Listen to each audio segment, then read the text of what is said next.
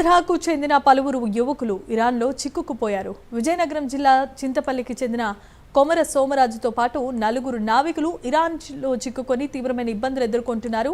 Bandar Abbas port సమీపంలో నౌక నిలిచిపోవడంతో దినదిన గండంగా ప్రాణాలను అరచేతిలో పెట్టుకుని వారంతా బ్రతుకుతున్నారు. నౌక యాజమాన్యం పట్టించుకోకపోవడంతో ఆహారం, త్రాగునీరు లేక నానా అవస్థలు ఎదుర్కొంటున్నారు. శ్రీకాకుళం జిల్లా బర్రెపల్లికి చెందిన మారుపల్లి ఉపేంద్ర ఉద్యోగం ఇప్పిస్తానని చెప్పి ఒక్కొక్కరి నుంచి 5 లక్షల రూపాయలు తీసుకున్నారని వారి కుటుంబ సభ్యులు చెబుతున్నారు. ఒప్పందం ముగిసిన స్వదేశానికి పంపించకపోవటం లేదంటూ కూడా వారు ఆవేదన వ్యక్తం చేస్తున్నారు. 12 నెలలుగా జీతం కూడా ఇవ్వలేదని వారు వాపోయారు. కేంద్ర ప్రభుత్వం వెంటనే జోక్యం చేసుకుని తమ పిల్లలను వెంటనే స్వదేశానికి తీసుకురావాల్సిందిగా కుటుంబ సభ్యులంతా వేడుకుంటున్నారు.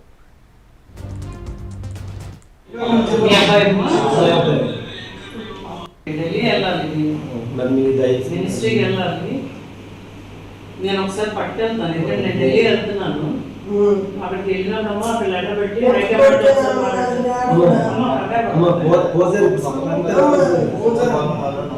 गुड मॉर्निंग सर, हम MV पास्कल से बात कर रहे हैं। हम काम को आया 5 बंदा ऐसा, अभी 10 महीने हो गया, 6 महीना हो गया अभी एंकर पे हो। हमारा 10 महीना कॉन्ट्रैक्ट फिनिश हो गया, हमको प्रोविजन भी नहीं मिल रहे। सुबह खा के हम 4 महीना हो गया, वो 2 टाइम खाएगा, दोपहर में और शाम को।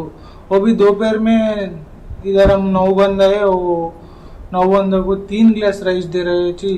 वो लिमिटेड भी ज़्यादा कम से लिमिटेड दिएगा, वो खाना भी नहीं मिल रहा है। वो उसमें भी दाल मिक्स करके दिएगा। हम नहा के 6 मंथ्स पक्का हो गया सर। हमारा पीना को 2 बॉटल पानी दे रहे हैं, वो भी 3 दिन को 2 बॉटल पानी दे रहे हैं। हम इमरजेंसी नहीं, बहुत इमरजेंसी हो गया हमारा सिचुएशन।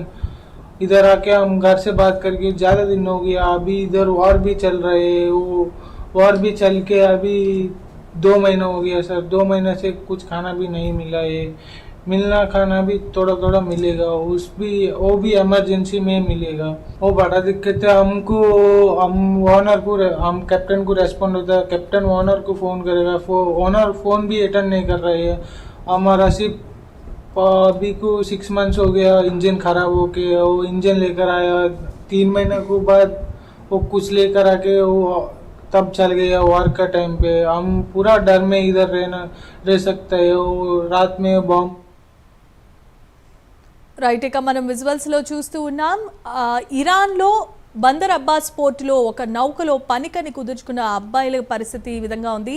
తినటానికి, త్రాగటానికి ఆహార పదార్థాలు కానీ, త్రాగునీరు కానీ లేదు. అంతేకాదు జీతం కూడా సరిగ్గా ఇవ్వట్లేదని చెప్పి వారు వాపోయారు. వీరిని ఎలా అయినా సరే స్వదేశానికి తీసుకురావాల్సిందిగా తల్లిదండ్రులు విజ్ఞప్తి చేస్తున్నారు. కేంద్ర ప్రభుత్వం జోక్యం చేసుకోవాల్సిందిగా వారు వేడుకుంటున్నారు. ఇదే అంశానికి సంబంధించి మరిన్ని అప్డేట్స్ అందించడానికి మా కరెస్పాండెంట్ దేవి ఉన్నారు. దేవి, చెప్పండి. రైట్ షమీమా, ఇరాన్ లో ఉత్తరాంధ్రకు చెందిన 4 యువకులైతే చిక్కుకున్నారు. 6 నెలలుగా స్వదేశానికి రాక ఇబ్బందులు పడుతున్నారు వారు.